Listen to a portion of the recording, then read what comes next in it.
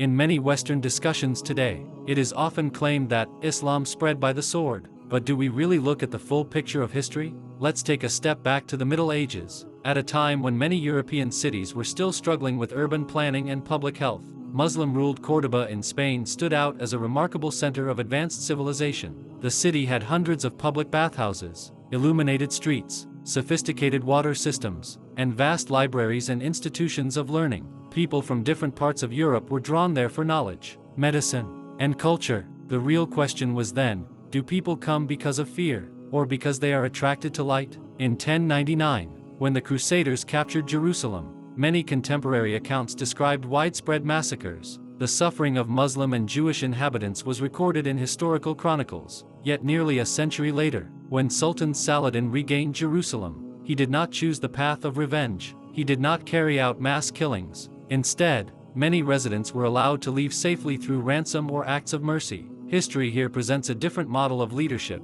one that combined power with restraint. Another important point is that Islamic teachings emphasize the protection of non-combatants during war. Early Islamic sources contain moral instructions not to harm women, children, religious clergy, or civilians, and to avoid unnecessary destruction of crops and trees. In reality, no side in history has always lived up perfectly to its own ideals, but the existence of such ethical guidelines itself carries a meaningful message. In today's world, alongside technological progress, the capacity for destruction has also grown. Weapons now exist that can wipe out entire cities in moments. In this reality, history leaves us with a profound question: is the true measure of civilization found only in power, or in knowledge, justice, and humanity? The learning centers of Cordoba, the restraint shown in Jerusalem, and the moral principles of warfare all remind us that alongside the sword, the pen has also shaped history. And so the question still remains: who carried the light of humanity, and who ignited the fires of destruction?